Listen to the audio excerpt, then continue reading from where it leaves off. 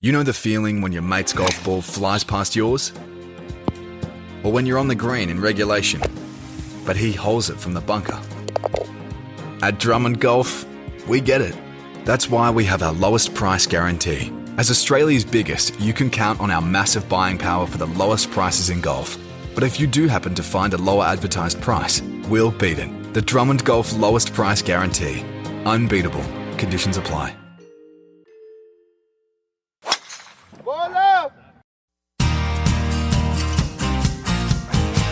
I've never seen anything like it before, and to attempt to hit the ball out of there is pure madness. The winner of the gold medal and the champion golfer of the year is Cameron Smith. This is the one that I've always wanted to win since I was a little kid. So it just feels pretty amazing to be able to get it done today. It's amazing that it's my destiny to be the first Aussie to win. Just incredible.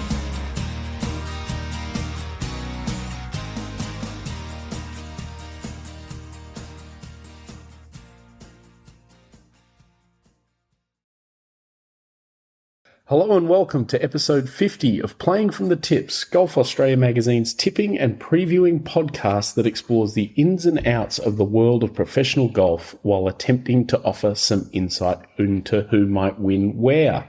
Jimmy Emanuel once again in the host chair, leading the so-called experts on their charge to offer insights, interesting tidbits and occasional tips in the money.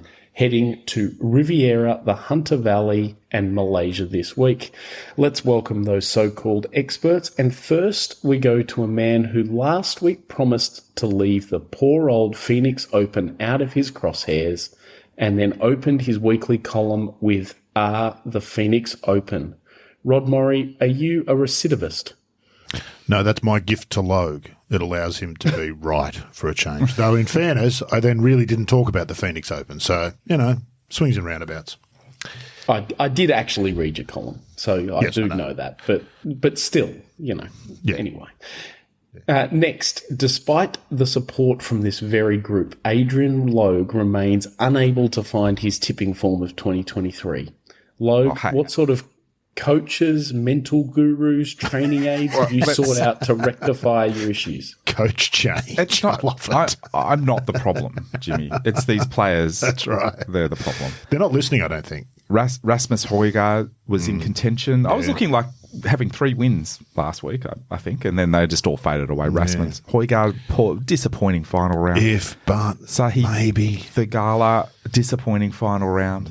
I set them up. I set them up. I give them every opportunity. Maybe we've flipped. Maybe you're now in the opposite world, and a Logue tip is the kiss of death. Maybe we've come full circle. Tyrell. I'm expecting a player to come up to me at Cypress Lakes this week and say, "Hey, can you tell that guy to stop tipping me because I want to win?" I get them into position, and it's up to them from that point on. So no one wants to hear from you. You're a has-been. Let's keep going. Yes, exactly. Like we do every week, let's revisit the week that was before we jump ahead and some maybe highlights from last week. I think Kazuma Kobori winning 3rd Webex Players Series inside of a year was pretty impressive, but we had Live Golf versus PGA Tour with party holes. What was everyone's thoughts? On Kobori, have we seen such a quiet achiever in the game in living memory? 3 times he's won. We're still not talking about him as much as we should be, I don't think. I don't think it would have got much attention internationally. That is impressive stuff. Nobody's suggesting it's, winning majors or the PGA Tour, but winning itself is not easy, even for good players. So to win 3 times actually says you've got somewhat of a special quality, I think. To be able to get your nose in front and get the job done, that's maybe more important than a golf swing at that level. Yeah, I think he's very much following the David Micheluzzi path to trying to get overseas by playing here. He's managed by the same group, and I don't think we'll be seeing him playing a full schedule here next season or ever again, perhaps. No. But that's the point of this Players Series, isn't it? It's designed to give players pathways to bigger opportunities. And, it's done it for Micheluzzi. You'll do it for Kobori next year, and there's nothing wrong with that. And for the true golf fans who go out and watch these events, that's one of the things you get to say in 5 years' time. I followed him at the Hunter Valley. Yep. when he was nobody. Absolutely. I followed Mike Weir at the Lakes at a Greg Norman Holden Classic a couple of years before he won the Masters. Still remember it. There was about 4 of us there. Especially the venues that these are played at. Yep. They're very accessible venues. Yep. Castle Hill is really bringing the golf to the people. Absolutely. And, look, Jimmy knows I dine out on memories of watching the Lake Macquarie Amateur at Belmont when I was a kid. And the players I saw there were quite amazing. We did a swing sequence with BJ and I, the editor of Golf Australia. We did a swing sequences with Paul Casey and Luke Donald at the Lake Macquarie Amateur in the late 90s. Look what they both went on to do. Extraordinary That's stuff. right. I watched Colin Montgomery play. I actually spoke to him, asked him if he wanted a caddy. Can't buy he was that. hauling his bag around. He just ignored me. Imagine how the world could be different, Jimmy, if Monty had listened and taken Logue up on his offer. I just love the thought of a nerdy little Logue just going up to Monty and, do you want a caddy, Mr. Montgomery? And he just Probably thinking he was fresh-aired cool him. at the time. Yeah. Monty, he's so cool, Monty. Yeah, Yeah. fantastic stuff. But it's true. Yes. And look, I credit to Kabori. It's not easy to win, and getting it done 3 times as a very newly minted professional, very impressive stuff. And I thought it was the other, very impressive. Jenny Shin coming out here just to play that tournament, weirdly, but also contending. And I was looking at the TV coverage and just watching like all sorts of like kids and stuff following her around, just entranced by her. Yeah, absolutely. She's because you look at her and she's a pro's pro. Yep. Right? And And she's got some spark and personality. kids seeing that, that really leaves an impression. I think. Yeah, big tick again to the Webex Player Series. They don't sponsor the show, but they should. absolutely, they should. Last week, the other big talking point was, of course, party holes and fan behaviour. Any thoughts? It was kind of always going to end up here. I think it's pretty clear from everybody who's watched. I didn't watch any of the Phoenix, but you can see it all on social media. They jumped the shark this year, didn't they? Really, they became a parody kind of themselves. The thing's grown to its natural kind of end. And you'd have to think when players are having open shouting matches with the gallery at golf tournaments reached a point where it needs to do something different. Well, they've invited it, and that's what they've Encouraged it, they've stoked it, they've done everything they can. And I think they'll keep inviting it next year. Probably. At the moment, I think if you're the organizer, you'd be looking at it and thinking, well, it's still a net what we want. Like on balance, it's what we want. But there's some messy stuff, and it's hard to control people using their phones and filming everything and posting it as soon as it happens. So you see every little incident, but. At the same time, it's again the promoters are like, well, we're doing something different, and it's getting everybody's attention. Tough to manage. Now that you've let it get to there, very tough to take it back down a notch or two. So they've got some real thinking to do, I think, the organisers. But anyway, for the first time, Jimmy, I feel like this year everybody condemned what happened at the Phoenix Open. Not that I've been a lone voice. There's been lots of people who it's not to their taste, and that's always been my position. Nothing against the tournament, free to go ahead, but it's not my cup of tea. This year felt like it went a step further, and universally people are saying something's got to change. The only thing, what's the worst thing that could happen? Like somebody hits a player on the head with a beer cup or something like that? Like, I'm just trying to work out, like, was it as bad as it could get this year? And if clearly not. If so, I think everyone can live with that. They're organised. Like, I don't like it. I don't like it one little bit, but I think everyone will live with that. But could it get worse? What's the worst thing? Well, apart Like from actual touching a player injuries or and whatnot, yeah. Yeah, I'd say the concern is safety and injuries. Yeah. And once you get there, we're in a real bad situation. On last week, we didn't add to our 3 wins of 2024, but we did tally another 4 top 10s, taking us to 24 for the year to date. So with all that behind us, let's move ahead. And first, we turn to you, Logue, and the return of Tiger Woods and the Genesis Invitational. Oh, it's Tiger playing. Oh, there you go. Yes. The Genesis Invitational, or what I like to simply refer to as Riviera. or the Invitational to Genesis. No, the LA Open. Or, as the French would say, l'Open de la. but whatever. The Genesis Invitational. The third signature event of the season. I want to challenge again, just back to the name. I do want to challenge again. I did this last year, but why is it called an invitational? I'm not seeing, it's not like the Masters where players start posting photos of their invitation months out from No the event. Invitational has that apart from the Masters. I don't think they're not sending out invitations. It's not good. How do you don't know that just because you haven't seen one? Well, there's Would they, Jenny? How does that work? You commit to the tournament. I don't imagine you get an invitation in the mail, but if you have been invited, I imagine you Sandbelt get Invitational. something in the they post. get at least a phone call saying you're invited. Well, I'd say you might get an email or a text to invite you saying you're invited to come play. Would you like to play? That would be typically how it would go down. Do you reckon that happens at the Genesis Invitational? No. There you are. I'm challenging this whole invitational. They're making a mockery of the word invitational, I tell you. Anyway, there's some sponsors exemptions, if you want to go with that as an invitation. Adam Scott is one of them, Gary Woodland, Will Zaratos, and Chase Johnson, and one Tiger Woods. Yeah. So the return of Tiger Woods this week.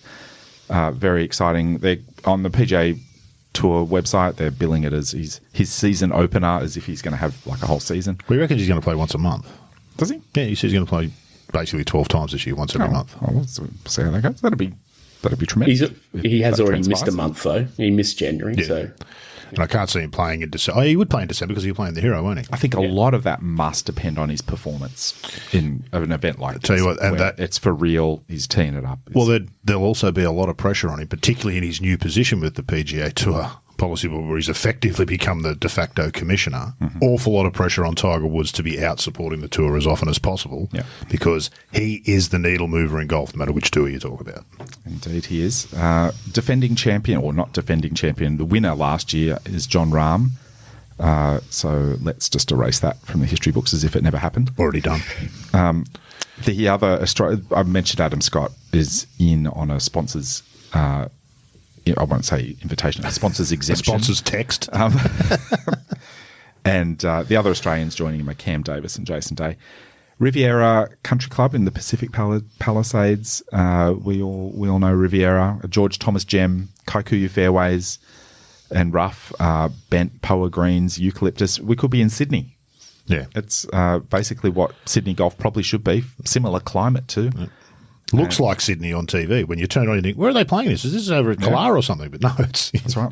It's in California. Australians have traditionally done quite well over there. The one thing they do, and I always bang on about this whenever Riviera comes around, and I'll be interested to see if they're doing it on the golf course this year, is they brown off the Kaikuyu in the rough. And it actually makes Kaikuyu look interesting because I think if you look at most Sydney courses where they throw water into the rough to try and like grow the Kaikuyu everywhere, like this mat of Kaikuyu. That's what you want, thick Kaikuyu. You get this patchy, it's variably very thick and tacky, and otherwise like patches that you just can never get rid of. It's just like you get patches which you just can't consistently have a carpet of Kaikuyu. But you brown it off and it looks fantastic suddenly. And it sort of leans into the unnatural aesthetic in a way which I find quite appealing. When there's no other choice about ground cover in a climate like this. It's a great major venue, of course, although we haven't seen a major there since Elkington won in 95, the PGA. Beating Colin Montgomery. Indeed. How that could have been different if he just said yes at Lake Macquarie all those years ago. Could have had a lot. Well, speaking of all those years ago, one of my one earliest memories, and probably maybe even the year that I saw Colin Montgomery out at Lake Macquarie Amateur, was Hal Sutton beating Jack Nicklaus in '83 for the PGA. It was a fantastic. It was one of the tournaments just stuck in my head. Did you get bullied at school? That was one of the first golf tournaments I ever saw, and the Walrus winning the Masters as well. Do we need to make up for some lack of bullying at school for you, Lo? Bring you back into line? What's wrong with that? Nothing wrong with that. I'm just asking if you got bullied. A lot of our listeners would be very familiar with how Sutton beat. I'm sure they'll pipe up on Twitter as soon as they probably remember that episode. same event. Some notable holes, of course. The first, notably for looking like a ridiculous runway. Worst mowing line on any golf course in the world? Have to be close. Possibly. One of the easiest par fives on tour. Yep. If pars has any meaning at all, it's actually they just tear that one apart. The sixth is the famous par 3 with the bunker in the middle of the green.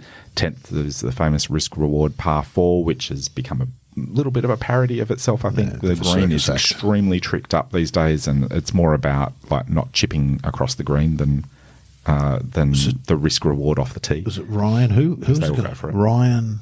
I can't remember his last name. Ryan. The guy. A few years ago, he hit driver off the tee there, pitched it short of the green, ran up on the green. Must have been within a foot of the cup at one point and finished in the bunker. Yeah. It's gotten silly. It's gotten a bit silly. The 15th is, I think, the standout hole on the golf course. Actually, there's a lot of really great holes on this golf course, but the 15th is that extremely strong dogleg par 4, dogleg right par 4. And it's still a strong hole these days. They're hitting short irons into it these days, but it used to be a long iron and extremely demanding hole. But it's still a very good hole. I always enjoy watching that. So great venue. I think it's going to demand some great play.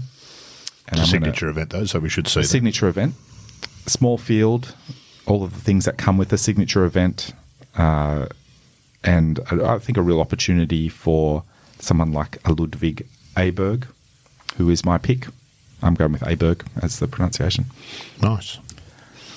That's incorrect, but okay. This was sorted out by the award-winning The Chipping Forecast podcast, sorted this months ago. Ian Carter got it direct from Ludwig. It was over, but I think he might have changed since then. Jimmy, he's muddying the waters, I think. Well, I spoke personally to Ludwig about it a couple of weeks ago, and since then he's changed his mind, so I'm not on board with it. So, well done, Jimmy. Wreaking havoc in the world of golf pronunciation. Everything was fine until you spoke to him. My tip, or you go first, Jimmy? No, you go, Rod. Tell us who's going to win. I'm going to go with the aforementioned Adam Scott. Quietly playing very nicely this year. The fact that he's on this constant list of invitations to tournaments tells you that, he needs to sort of do something. His window is closing, I think, as he's put it himself previously, and I wouldn't be at all surprised to see him play well here this week. He won what was then the Nissan Open here, but it was only 36 holes, so I don't think it counts as an official victory. The weekend was cancelled by rain. So the point of that being, he knows the place, he likes the place, he's played well here before. Tied 8th last week, and nary a mention. I didn't see his name mentioned once by anybody in Phoenix, Adam Scott. So quietly sneaking along, and I'll go with Adam Scott. I'm going to go with Logan, go with Ludwig. And I won't say his surname because, it's going to create drama. But he should have won if they'd actually finished Pebble Beach. I think he would have won. Yeah. So I think he goes better again this week. At Drummond Golf, we understand your passion.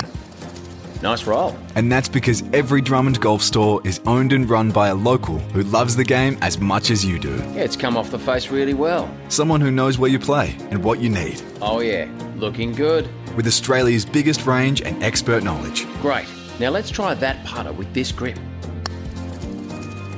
So if you want to improve your game, see a local expert at Drummond Golf. Next, we go closer to home, where I currently find myself, Oaks Cypress Lakes Resort and the Webex Players Series Hunter Valley. Last of 5 Webex Players Series events for 2023-24 season, and the 4th of the year. Kazuma Kobori, as mentioned previously, the standout story, trying to win 4 and a second back-to-back win streak this year. Of course, men and women once again alongside each other.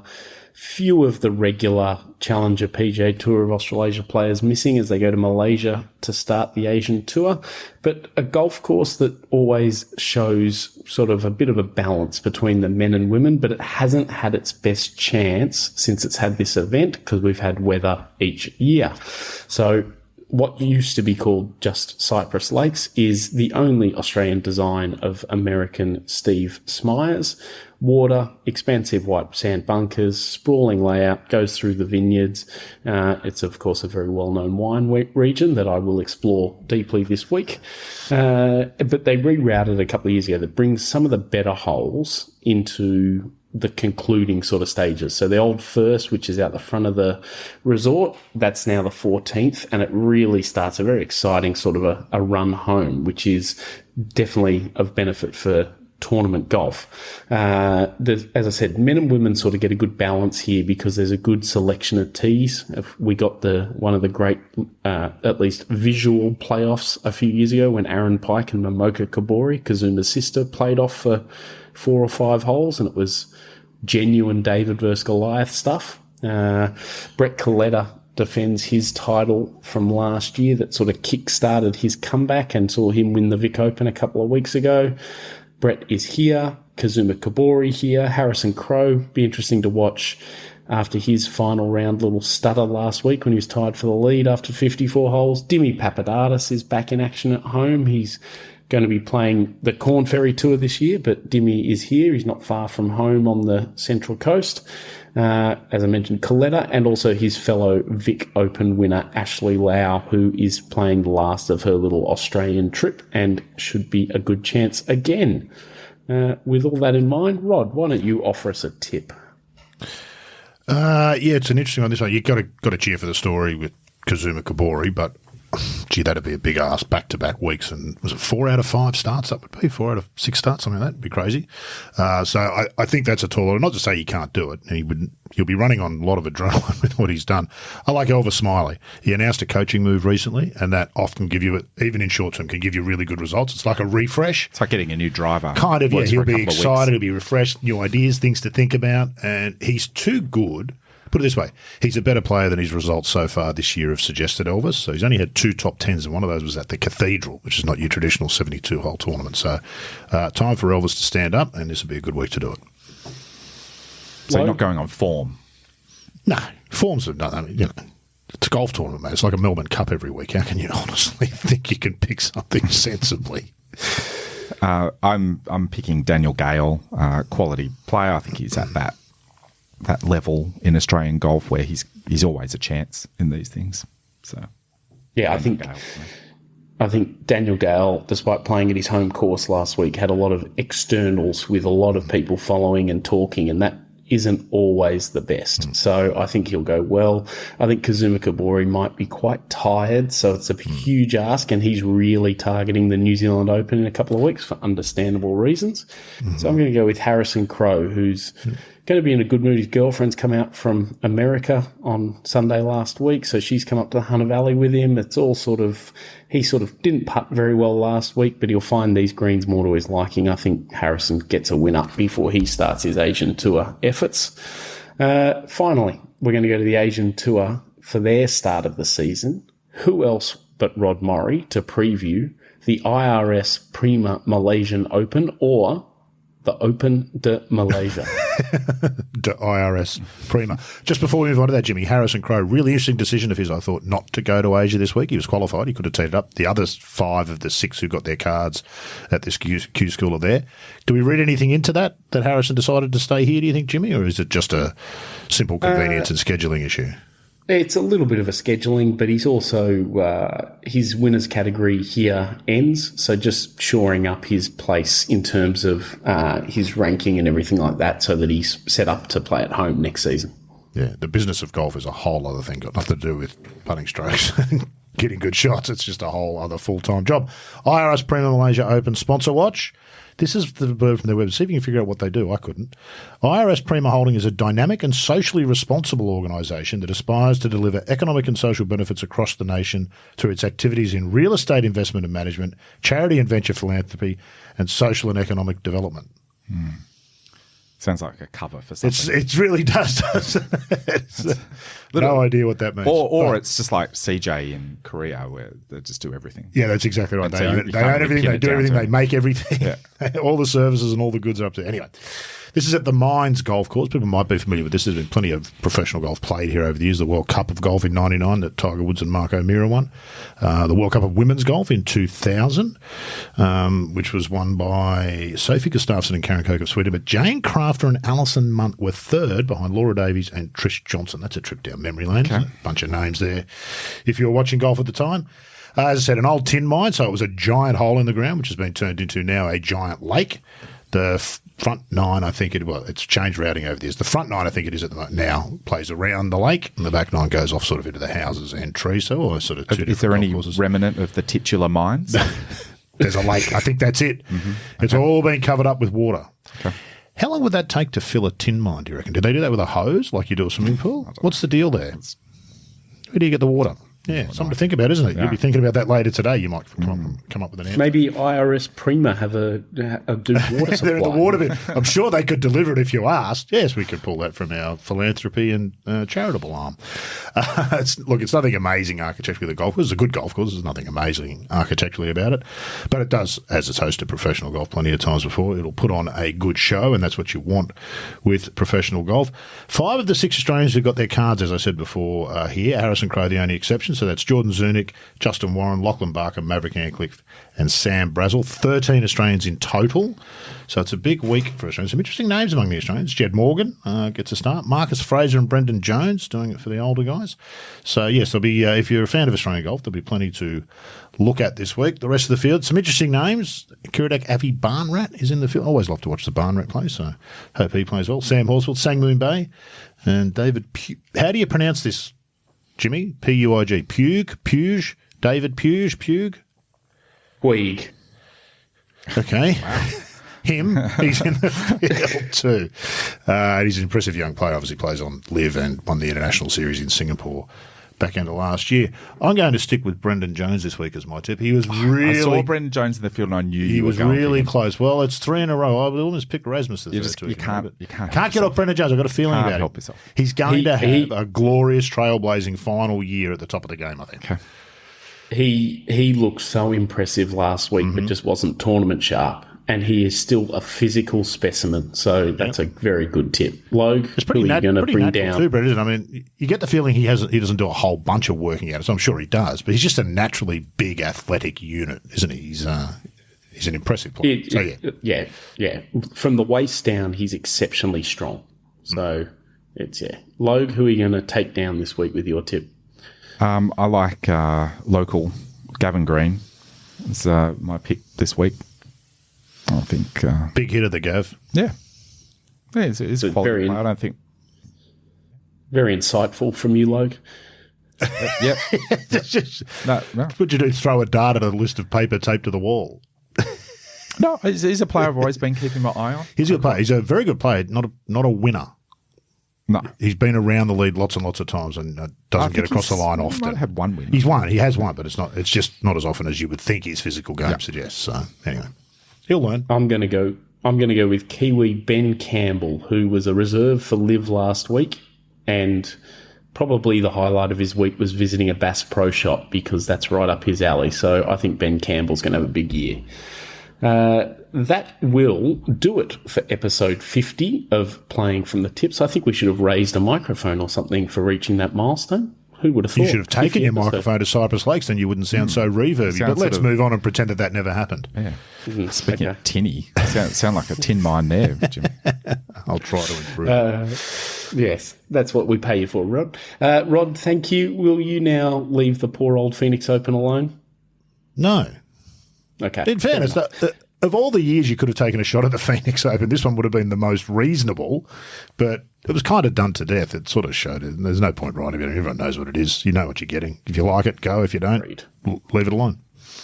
Agreed. And Logue, I assume you're now off to catch up with your self-help guru, meditate on your tips and see how you can improve for next week. Look, if anybody's taking my tips and choosing them to win, that's on them. Yeah. Okay. The top 10s, okay. I think my top 10 record's extremely good this year. So you are. You have been good. You can follow all the action from these tournaments and so much more on the Golf Australia magazine website, golfaustralia.com.au. And this week, get out and get your copy of the March issue of Golf Australia, which goes on sale Thursday, where the 5 pillars of better ball striking are revealed, and Gabby Ruffles speaks on the eve of her debut season as an LPGA Tour member. We'll be back next week with Karen Harding, so it is going to be a good story. We'll be back next week on Playing from the Tips.